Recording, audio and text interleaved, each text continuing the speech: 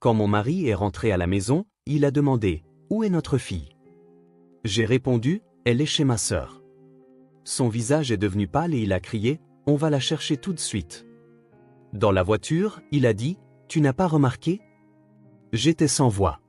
Avant de commencer l'histoire, n'oubliez pas de laisser un like et de vous abonner à la chaîne pour voir plus d'histoires comme celle-ci. Dans un quartier résidentiel tranquille de Grand Rapids, dans le Michigan, se dresse une maison blanche à 2 étages recouverte de clins. Le jardin de devant, avec sa pelouse bien entretenue et son petit parterre de fleurs qui s'épanouit de couleurs vives au printemps, ajoute au charme de la demeure. C'est dans cette maison que vivait Emily Harrison et sa famille. Emily travaille comme hygiéniste dentaire dans une clinique voisine. Elle accorde de l'importance aux conversations avec ses patients et ses collègues la louent pour son habileté à calmer les enfants anxieux. En rentrant du travail, c'était devenu sa routine quotidienne d'écouter les histoires d'école de sa fille de 8 ans, Lily, tout en préparant le dîner dans la cuisine. La nature douce et le sourire chaleureux d'Emily étaient appréciés non seulement de sa famille, mais aussi des voisins. Son mari, Michael, travaille comme directeur dans une entreprise informatique locale. Grand, avec des cheveux bruns soigneusement coiffés, c'était un père responsable qui se souciait profondément de sa famille. Il n'attendait rien de plus avec impatience que de jouer au basket avec sa fille le week-end ou d'aller pêcher en famille au lac voisin. Même après 10 ans de mariage, son amour pour Emily restait intact, et leur relation était connue dans le quartier comme celle d'un couple idéal. Leur précieuse fille, Lily, était une fillette active en CE2. Elle avait hérité de la personnalité enjouée de sa mère et était entourée de nombreux amis à l'école. Après les cours, elle participait au club de football. Le week-end, elle était absorbée par le dessin. Le rire de Lily résonnait dans toute la maison et avait le pouvoir magique de dissiper la fatigue de ses parents. La sœur d'Emily, Jennifer, vivait dans la même ville, à environ 20 minutes en voiture. Elle avait récemment divorcé et vivait avec son fils de 12 ans, Jake. Elle travaillait à temps partiel dans une boutique locale tout en commençant à peine à tracer un nouveau chemin dans la vie. Jennifer était légèrement plus petite qu'Emily, une belle femme aux impressionnants cheveux blonds coupés courts. Les sœurs avaient une excellente relation et s'étaient toujours soutenues dans les moments difficiles. Lorsque le divorce de Jennifer a été finalisé, Emily n'a ménagé aucun effort pour lui apporter un soutien émotionnel. Les enfants s'entendaient également très bien en tant que cousins, Lily admirant particulièrement Jake comme un grand frère. Jake, de son côté, adorait la plus jeune Lily comme une petite sœur, et chaque fois qu'ils étaient ensemble, ils jouaient toujours joyeusement. La vie quotidienne de la famille Harrison était régulière et paisible. Les matins de semaine, la famille prenait le petit déjeuner ensemble avant que Michael ne parte au travail. La douce odeur des pancakes préparés par Emily emplissait la cuisine, et Lily racontait ses projets de la journée à ses parents. Michael écoutait sérieusement les récits de sa fille, et la conversation tournait parfois autour de conseils professionnels. Le week-end, la famille profitait de diverses activités. Ils achetaient des légumes frais au marché fermier local et pique-niquaient dans le parc l'après-midi. Parfois, Jennifer et Jake se joignaient à eux, et ils profitaient alors de jeux de société ou se réunissaient autour d'un barbecue. En tant que sœur et mère, Emily chérissait par-dessus tout la protection de la paix de sa famille. Comparée à d'autres familles du quartier, leur vie semblait se dérouler sans encombre, sans aucun problème particulier. Le travail de Michael était stable, et Lily obtenait de bonnes notes à l'école. Jennifer se remettait également des blessures du divorce et envisageait positivement de nouvelles amours. Un vendredi matin, Emily se réveilla naturellement avant que son réveil ne sonne. Par la fenêtre, la douce lumière du soleil printanier filtrait, et les nouvelles feuilles vertes se balançaient dans la brise légère. Comme d'habitude, elle se leva à 6h30, programma la cafetière et monta tranquillement réveiller Lily. « Bonjour, ma marmotte. » Emily s'assit à côté du lit de sa fille et secoua doucement l'épaule de Lily.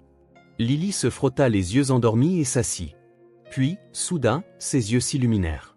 « Maman, est-ce que je peux dormir chez Jake ce soir ? S'il te plaît, s'il te plaît. » Emily sourit.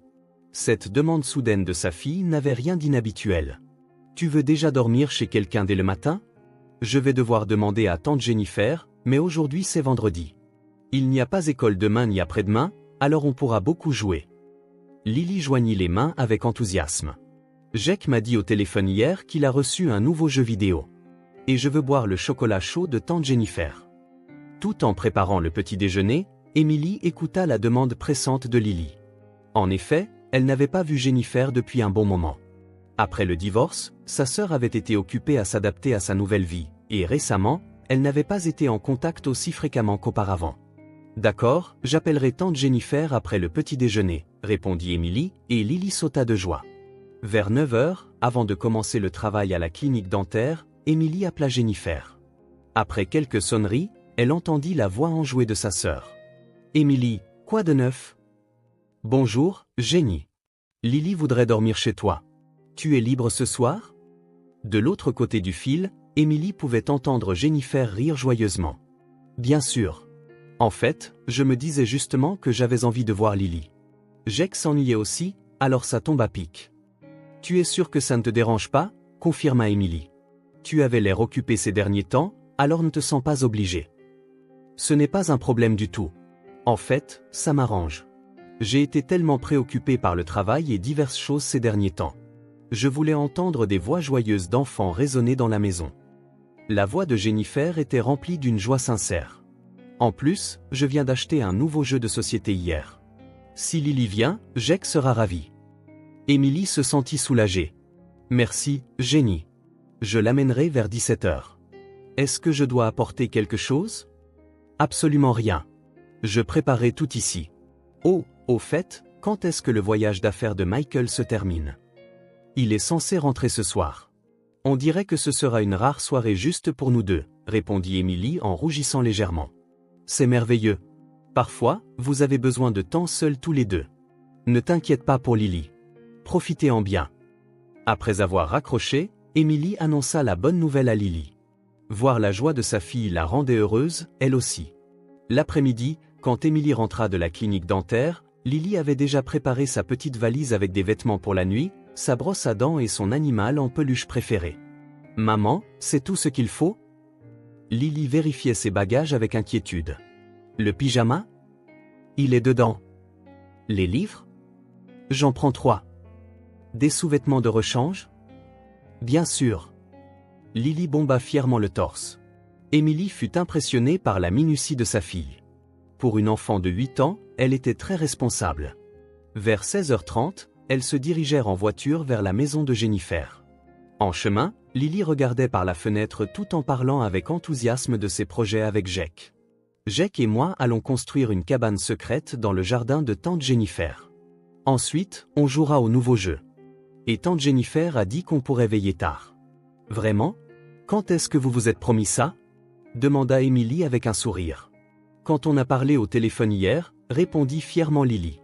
Tante Jennifer est parfois plus gentille que toi, maman. Emily rit. Effectivement, Jennifer avait tendance à être indulgente avec son neveu et sa nièce. La maison de Jennifer était une petite maison de location de plein pied. Cette maison, où elle avait emménagé après le divorce, était beaucoup plus petite que son ancien domicile, mais elle l'avait rendue chaleureuse et accueillante à sa manière. Quand la porte d'entrée s'ouvrit, Jennifer les accueillit avec un sourire. Lily. Tante Jennifer. Lily laissa tomber ses bagages et sauta dans les bras de Jennifer. Où est Jake? Demanda Lily en regardant autour d'elle. Il est chez un ami, mais il devrait bientôt rentrer. En attendant, allons ranger tes affaires. Le salon était décoré de manière encore plus douillette que lors de la dernière visite d'Emily. Elle remarqua de nouveaux coussins, des bougies et une veste d'homme inconnu accrochée au dossier du canapé. Oh, qu'est-ce que c'est que ça? Emily montra la veste. Jennifer rougit légèrement. Ah, ça, c'est à Tom. C'est quelqu'un que j'ai rencontré récemment. Tom? Je l'ai rencontré sur une application de rencontre il y a 2 semaines. C'est une personne très gentille. Il comprend que je viens de divorcer et il est adorable avec Jake aussi. Emily fut heureuse de voir l'expression joyeuse de sa sœur. C'est une excellente nouvelle. Comment est-il? Il travaille dans l'informatique. Et comme il a déjà été marié, il comprend la vie avec des enfants. Je te le présenterai un de ces jours, dit Jennifer avec des yeux pétillants. En fait, il vient aussi ce soir. Il a dit qu'il voulait rencontrer Lily. Juste à ce moment-là, la porte d'entrée s'ouvrit et Jake rentra.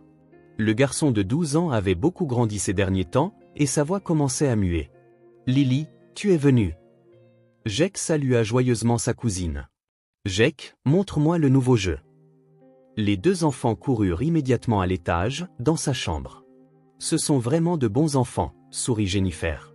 Tom aime aussi les enfants, alors je pense qu'il s'entendra bien avec eux. Emily devint un peu inquiète. Ça ne fait que 2 semaines, n'est-ce pas? N'est-ce pas un peu tôt pour le présenter aux enfants? Mais il est vraiment digne de confiance. Son passé est clair, et son caractère sincère transparaît. Jennifer sembla comprendre l'inquiétude de sa sœur. Ne t'inquiète pas. Je fais aussi attention à protéger Jake. Emily décida de faire confiance au jugement de sa sœur. Pour sa sœur, qui avait vécu un divorce et élevait un enfant seul, l'éclosion d'une nouvelle romance était une bonne chose. À 18 h, Emily quitta la maison de Jennifer. Sur le chemin du retour, elle reçut un message de Michael. Il disait qu'il serait légèrement en retard, mais qu'il prévoyait d'être à la maison vers 19 h. Seule dans la maison pour la première fois depuis un moment, Emily se mit à préparer un bœuf bourguignon, le plat préféré de son mari. Elle attendait son retour avec impatience. Un peu après 19 h, Emily mettait la dernière main au ragoût dans la cuisine. L'arôme des oignons et des herbes emplissait la maison, et tout était prêt pour accueillir chaleureusement Michael. Le salon était éclairé par une lumière douce, et ce qui était habituellement un dîner pour 3 deviendrait ce soir un moment spécial juste pour le couple. Après un long moment, elle entendit le bruit de la porte d'entrée s'ouvrir, et un sourire apparut naturellement sur le visage d'Emily. Les pas lourds de Michael résonnèrent dans le couloir, et elle entendit le roulement de sa valise de voyage d'affaires. « Bon retour à la maison, chérie », appela Emily depuis la cuisine. « Tu dois être fatiguée. »« Je suis rentrée. » La voix de Michael semblait fatiguée, mais elle pouvait sentir son soulagement d'être de retour. « Ça sent bon. Qu'est-ce que tu as préparé ? » Ton bœuf bourguignon préféré. Ton premier repas maison en 3 jours. J'espère que tu vas te régaler. Michael entra dans le salon en desserrant sa cravate. Cependant, au lieu d'embrasser Emily en premier comme d'habitude, il regarda autour de lui. Où est Lily? Emily décela une légère tension dans sa voix. Emily se retourna et répondit avec un sourire. Elle dort chez ma sœur. Lily l'a demandé ce matin et Jennifer était heureuse de l'apprendre. Ce sera une rare soirée juste pour nous deux. À cet instant, l'expression de Michael changea complètement. Son visage devint blême, comme si tout le sang s'en était retiré, et ses yeux s'écarquillèrent. C'était comme s'il venait d'entendre une terrible nouvelle. Quoi? Chez Jennifer? La voix de Michael tremblait. Oui, chez Jennifer. Qu'est-ce qui ne va pas, Michael? Y a-t-il quelque chose d'étrange à ça? Emily était déconcertée par la réaction inhabituelle de son mari. Michael sortit frénétiquement son téléphone portable de sa poche, essayant de vérifier quelque chose. Ses mains tremblaient visiblement. « Il faut qu'on aille la chercher tout de suite », cria soudain Michael en courant vers la porte d'entrée. « Tout de suite? Attends, Michael. » Emily poursuivit son mari. « Que s'est-il passé? Pourquoi es-tu si paniqué? » Michael attrapa les clés de la voiture à l'entrée et s'apprêtait à sortir sans même mettre ses chaussures. Quand Emily lui attrapa le bras, il se retourna. Une peur manifeste se lisait dans ses yeux. « Je t'expliquerai plus tard. Dépêche-toi. Monte dans la voiture. » Mais pourquoi? Lily est en sécurité. Elle est avec Jennifer. Emily essayait désespérément de comprendre. Non, ce n'est pas ça, grinça Michael. S'il te plaît, Emily, ne pose pas de questions maintenant. Je t'expliquerai tout plus tard. Emily n'avait jamais vu son mari aussi bouleversé. En 10 ans de mariage, Michael avait toujours été calme et rationnel. Quoi qu'il arrive, il gérait la situation avec calme, mais maintenant, il était en pleine panique. « Mets tes chaussures », dit Emily à son mari. « Je viens avec toi. » Ils montèrent précipitamment dans la voiture. Contrairement à sa conduite prudente habituelle, Michael démarra le moteur et accéléra brusquement. Il dépassait clairement la limitation de vitesse dans le quartier résidentiel. Michael ralentit, s'inquiéta Emily. « Si on a un accident, ça n'aidera en rien. » « Je sais, mais il n'y a pas de temps à perdre. » Des perles de sueur couvraient le front de Michael. « Il est peut-être déjà trop tard. »« Trop tard pourquoi ?» La voix d'Emily s'éleva progressivement. « Dis-moi ce qui se passe. Est-ce que Jennifer a un problème? Elle est malade? Un accident? » « Non, quelque chose de pire, » répondit Michael en passant à un feu orange. « Qu'est-ce que tu veux dire par pire? » cria Emily. « Je suis la mère de notre fille. J'ai le droit de savoir. » Michael hésita un instant, mais lorsqu'ils entrèrent sur une route droite, il parla enfin. « Aujourd'hui au bureau, je parlais avec Steve. C'est un ancien policier et il a vu le Facebook de Jennifer et a trouvé une photo. Une photo? Quel genre de photo? Une photo d'elle avec un homme. Quand Steve a vu le visage de l'homme, il l'a immédiatement reconnu. La voix de Michael continuait de trembler. Cet homme a été condamné pour agression sexuelle sur des enfants il y a 3 ans. Emily resta sans voix. Elle sentit son sang se glacer. Il est sur le registre des délinquants sexuels. Steve l'a confirmé, continua Michael. Âge, taille, caractéristiques. Tout correspond. Mais c'est peut-être juste quelqu'un qui lui ressemble par coïncidence, tenta désespérément de nier Emily. La photo montrait aussi un tatouage. Le même dessin au même endroit sur son bras droit, expliqua Michael en prenant un virage à gauche. Il n'y a aucune erreur possible. Un lourd silence emplit la voiture. Dans l'esprit d'Emily, la conversation de ce matin avec Jennifer lui revint. Les mots de sa sœur, Tom aime aussi les enfants, alors je pense qu'il s'entendra bien avec eux, résonnaient maintenant avec une signification complètement différente. Tu n'avais pas remarqué? Demanda Michael doucement. Remarqué quoi? Que Jennifer sortait avec un homme inconnu récemment. Je le savais, répondit Emily d'une petite voix. Mais je ne pensais pas que c'était dangereux. Elle semblait heureuse, et elle disait qu'il était sincère. Sincère. Michael eut un sourire amer. Tu penses qu'un délinquant sexuel révélerait sa véritable identité? Emily ressentit vivement sa propre impuissance. En tant que sœur et mère, elle aurait dû être plus prudente.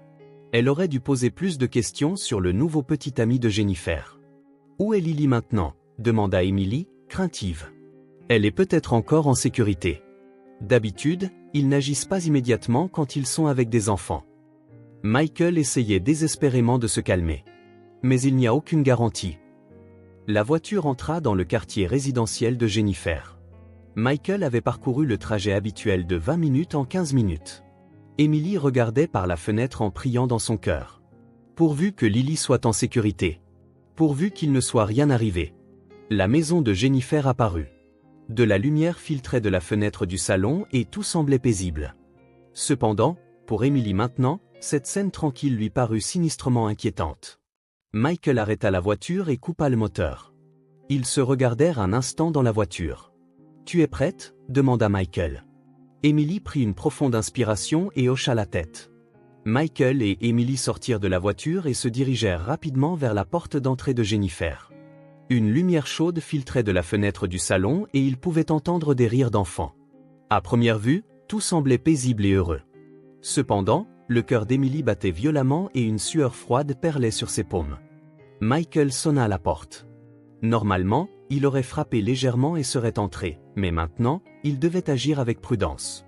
Quelques secondes plus tard, Jennifer apparut. Elle avait une expression surprise. « Emily, Michael, qu'est-ce qui ne va pas?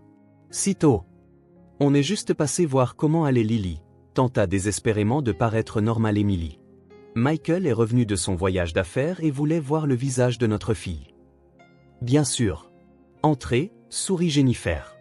Les enfants jouent à l'étage. Ils ont l'air de beaucoup s'amuser. Quand ils entrèrent tous les trois dans le salon, ils purent en effet entendre les voix joyeuses de Lily et Jake venant de l'étage. Emily se sentit un peu soulagée, mais Michael ne baissait pas sa garde. « Où est Tom ?» demanda directement Michael. Jennifer parut quelque peu perplexe. « Tom ? Il est dans la cuisine, mais pourquoi ?» Juste à ce moment-là, une voix d'homme se fit entendre de la cuisine. « Jenny, le café est prêt. » Un homme de taille moyenne apparut. Il arborait un sourire amical. Cependant, dès que Michael le vit, tout son corps se tendit. « Je suis Tom Johnson », dit l'homme en tendant la main. « J'ai beaucoup entendu parler de vous, Emily, et de toi par Jennifer. » Michael refusa la poignée de main et recula. « Quel est votre vrai nom ?»« Mon vrai nom ?» Tom fit une expression confuse. « C'est Tom Johnson. » Alors, vous êtes en train de dire que vous n'êtes pas le même Thomas Johnson qui a été condamné pour agression sexuelle sur des enfants à Détroit il y a 3 ans? Le salon fut enveloppé de silence. La couleur quitta le visage de Jennifer, et l'expression de Tom changea aussi en un instant. De quoi parlez-vous? Tom essaya encore de maintenir son innocence. Vous devez vous tromper de personne. Michael sortit son téléphone portable et montra l'écran. Voici la base de données du registre des délinquants sexuels du Michigan. Photo, âge, taille, historique d'adresse, même le tatouage sur le bras droit. Tout correspond. Jennifer s'effondra sur le canapé. C'est un mensonge, n'est-ce pas, Tom? Il y a une erreur, n'est-ce pas? Le masque de Tom tomba. Son sourire amical disparut, remplacé par une expression froide et calculatrice. Je vois que vous avez un ami ancien policier. Tom essaya de paraître calme, mais ses yeux cherchaient une sortie. Oui, j'ai eu des problèmes dans le passé. Cependant, je suis maintenant réhabilité. Réhabilité? La voix d'Emily tremblait de colère. Pourquoi utilisez-vous un faux nom? Pourquoi cachez-vous votre passé? Les gens sont trop prisonniers du passé, haussa les épaules Tom. J'ai changé. J'essaie de construire un véritable amour avec Jennifer. L'amour. Jennifer se leva. Tu m'as menti. Pas seulement à moi, mais aussi à Jake et à Lily. À cet instant, ils entendirent des pas dévaler les escaliers. Lily et Jake apparurent, essoufflés. Maman. Papa. Lily sauta dans les bras d'Emily. Pourquoi êtes-vous venue? Emily serra sa fille très fort et versa des larmes de soulagement. Je voulais te voir. Jake sentit l'atmosphère tendue parmi les adultes et regarda sa mère avec anxiété. Maman, il s'est passé quelque chose? Jennifer essaya de sourire gentiment à son fils, mais sa voix tremblait de larmes. Ce n'est rien, Jake. Les adultes sont juste en train de discuter. Tom, vous devez partir d'ici immédiatement, ordonna Michael d'une voix basse. Et ne vous approchez plus jamais de cette famille. Attendez, leva les mains Tom. Nous devrions pouvoir résoudre ça par la discussion. Je n'ai fait de mal à personne. Pas encore, dit sèchement Emily. Mais vos intentions sont claires. Vous avez utilisé ma sœur pour vous rapprocher des enfants, n'est-ce pas? Tom ne répondit pas, mais son silence disait tout. Jennifer se leva brusquement. Sors. Sors d'ici tout de suite. Sa voix tremblait de colère et de désespoir. Tu t'es approché de moi parce que Jake et les autres enfants étaient ta cible. Jenny, calme-toi, tenta de l'apaiser Tom. Me calmer, éleva la voix Jennifer. Après avoir mis mon fils et ma nièce en danger, tu as joué avec mon cœur et utilisé ma famille. Michael commença à appeler la police. Je dois contacter votre agent de probation. Vous devriez avoir l'interdiction de vous approcher des foyers avec des mineurs. En entendant ces mots, Tom se précipita vers la porte d'entrée. Attendez, parlons-en. Il n'y a rien à discuter, dit Emily en cachant les enfants derrière elle. Vous êtes un menteur et une personne dangereuse pour les enfants. En dernier recours, Tom se tourna vers Jennifer. Notre relation était réelle. Crois-le. Jennifer répondit à travers ses larmes, mais avec fermeté. Les vraies relations sont basées sur la confiance. Tu ne m'as dit que des mensonges. Il n'y avait rien de réel entre nous. Tom afficha une expression résignée, attrapa sa veste et se dirigea vers la porte d'entrée. Avant de partir, il se retourna et fixa les enfants. Ce regard fit frissonner Emily et Michael. Ne croyez pas que c'est fini, murmura Tom d'une voix basse. Qu'est-ce que vous avez dit? Au moment où Michael s'apprêtait à s'approcher de lui, Tom quitta la maison. Alors que le bruit d'un moteur de voiture s'éloignait, un lourd silence envahit le salon. Jennifer s'assit sur le canapé, se couvrant le visage de ses mains et pleurant. Maman, ne pleure pas. Jake s'assit à côté de sa mère. Que s'est-il passé? Jennifer serra son fils dans ses bras. Maman a pris une très mauvaise décision. Mais tout va bien maintenant. Protégeons-nous les uns les autres. Après le départ de Tom, Jennifer bloqua immédiatement son numéro de téléphone et le supprima complètement des réseaux sociaux. Michael contacta l'agent de probation et signala que Tom avait violé les conditions de sa libération conditionnelle. Bien qu'il lui fût clairement interdit de s'approcher des foyers avec des mineurs, il avait enfreint cette règle en utilisant un faux nom. Cette nuit-là, Lily rentra chez elle avec Emily et Michael. Il n'avait pas encore expliqué les détails aux enfants mais leur avait seulement dit qu'il y avait un adulte qui avait pris de mauvaises décisions. Lily sentit l'attention de ses parents mais se sentit soulagée d'être de retour dans la sécurité de son foyer. Le lendemain matin, Jennifer appela. Sa voix tremblait de larmes mais était aussi pleine de détermination. « Emily, merci beaucoup pour hier soir. S'il te plaît, remercie aussi Michael. S'il n'avait pas remarqué. » Sa voix se brisa. « Je ne veux même pas y penser. » Jenny, je ne te blâme pas, répondit doucement Emily. Nous sommes une famille, n'est-ce pas? C'est normal que nous nous protégions les uns les autres. Mais j'ai été stupide. J'ai mis les enfants en danger. Tout le monde peut faire des erreurs. L'important, c'est d'en tirer des leçons. Le week-end suivant, la famille Harrison et la famille de Jennifer passèrent du temps ensemble, discutant des futures mesures de sécurité. Michael montra à tout le monde comment vérifier la base de données du registre des délinquants sexuels et expliqua l'importance de vérifier l'identité des personnes rencontrées en ligne. Jennifer promit que si elle sortait avec quelqu'un à l'avenir, elle consulterait certainement sa famille et prendrait suffisamment de temps pour apprendre à connaître la personne. 3 mois plus tard, les informations locales annoncèrent l'arrestation de Tom. Il avait utilisé un autre faux nom dans un État voisin, approchant une mère célibataire pour tenter d'entrer en contact avec des mineurs. Cette fois, il serait condamné à une peine de prison pour violation de sa libération conditionnelle. En voyant cette nouvelle, Emily réalisa à quel point leur décision de cette nuit-là avait été importante. « Si nous n'avions pas remarqué », murmura Michael en regardant les informations. « Mais nous avons remarqué », Emily serra la main de son mari. « Et nous avons agi. C'est ça qui compte. » Après cela, Jennifer commença à faire du bénévolat pour un programme local de sécurité des enfants. Elle lança des actions pour avertir d'autres parents des dangers des rencontres en ligne en utilisant sa propre expérience. Son histoire choqua de nombreux parents et devint une leçon précieuse. « Si mon erreur peut servir de leçon à quelqu'un d'autre, » dit Jennifer à Emily, « je pourrais sentir qu'elle a eu un sens. » Lily et Jake apprirent également des choses importantes de cette expérience. Ils comprirent que même les adultes qui se disent être des personnes sûres peuvent parfois être dangereux, et l'importance de consulter immédiatement un adulte de confiance quand quelque chose ne semble pas normal. 1 an plus tard, lors du dîner de Thanksgiving où la famille était réunie, Jennifer exprima sa gratitude à tout le monde. « Cette nuit-là, l'année dernière, j'ai vraiment compris le sens de la famille, dit-elle les larmes aux yeux. La famille, ce n'est pas abandonner quelqu'un quand il fait des erreurs, mais se serrer les coudes et en ressortir plus fort. » Emily prit la main de sa sœur. « Nous ne sommes pas parfaits, mais nous nous aimons et nous nous protégeons. C'est suffisant. » Michael leva son verre de vin. « À nos liens familiaux. Et au courage de voir la vérité, et à l'amour qui n'abandonne pas même dans les moments difficiles. » Tout le monde, y compris les enfants, trinqua. Dehors, la première neige de la saison commençait à tomber, mais la salle à manger était enveloppée de la chaleur de la famille. La crise ne les a pas déchirés, mais les a au contraire rapprochés, et elle leur a enseigné la chose la plus importante de toutes. La vraie famille, c'est accepter les imperfections, apprendre de ses erreurs et continuer à s'aimer quoi qu'il arrive.